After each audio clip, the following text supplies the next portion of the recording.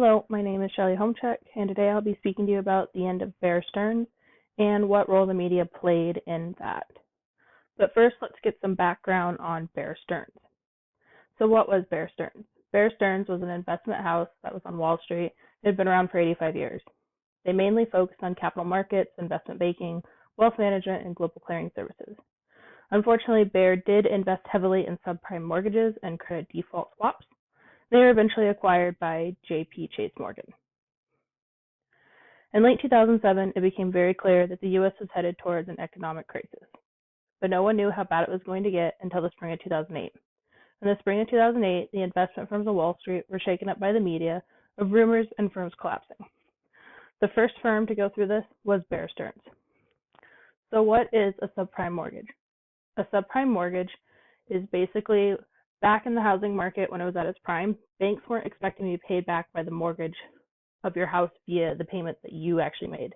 Instead, banks actually went ahead and sold off the mortgages to securities to investment firms such as Bear Stearns. Then these mortgages became known as subprime mortgages. Bear Stearns would take these mortgages, and they would bundle them all together, and they would sell the bundled mortgage as a security to another investor. As you can imagine, as the housing market began to collapse, it became very apparent that there were billions of dollars worth of subprime mortgages that Bear Stearns had accumulated but couldn't actually pay for. The next question is, what is a credit default swap? Well, Bear Stearns began investing in credit default swaps. They took a huge gamble. A credit default swap is when you make an investment like Bear Stearns would, and you promise that any of the bonds that you insure won't fail. If the bond did fail, then Bear promised to pay for the bond based off the credit default swap. Large companies actually took these risks because they believed that they were too large to fail, and it was actually an acceptable risk. The problem with Bear Stearns is that yes, while they were large, systemic risk was huge. Systemic risk is when you're tied into other aspects that if you fail, then it causes them to fail. So in the banking world, financial sector, this is huge. And it ended up being that Bear Stearns had quite a high amount of systemic risk. With everything combined between the subprime mortgages and the credit default swaps, Bear Stearns was headed down a rocky road.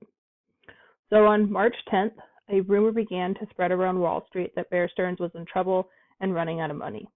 The stocks began to fall rapidly. The average stock price for Bear Stearns was usually around $93, and in the first day it dropped to $60. This continued through Tuesday, and by Wednesday, they decided that it was best to have the CEO, Alan Schwartz, appear on CNBC to try to quell any fears that Bear Stearns was in trouble. However, the first question asked was about a hedge fund that had tried to close out a mortgage the night before at Goldman Sachs and was told that Goldman Sachs wouldn't touch the hedge fund because it was held by Bear Stearns.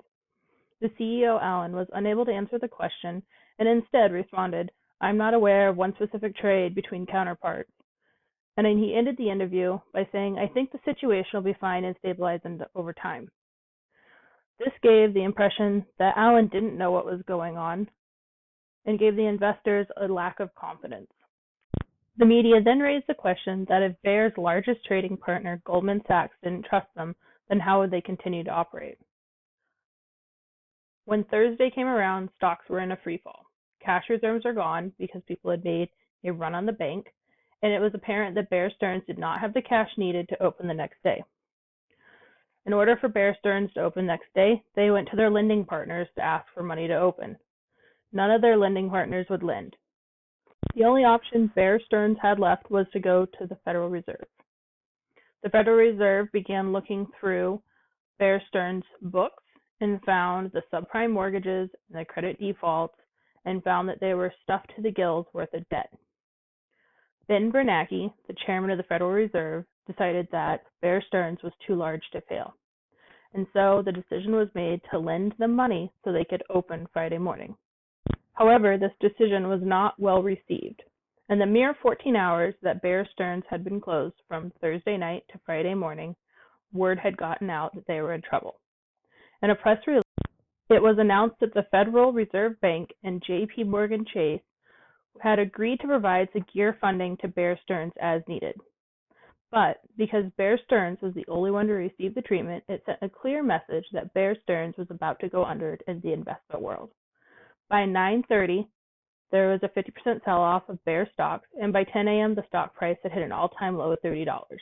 Compared to their 52-week high of $133, the $100 drop was just unbelievable.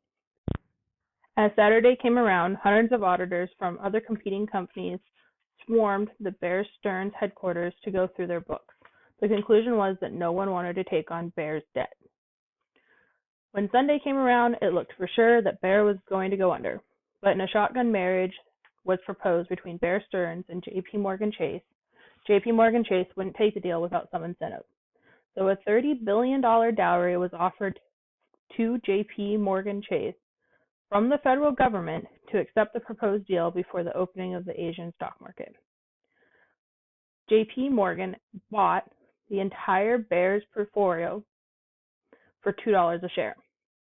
And in less than 7 days, Bear Stearns was no longer its own investment house. They had been acquired by J.P. Chase Morgan. I feel that the media played a huge role in stoking the flames.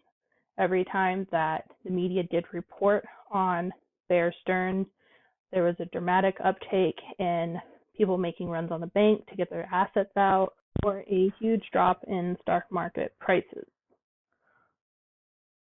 Overall, I think the media really did accelerate the acquisition of Bear Stearns into J.P. Morgan Chase.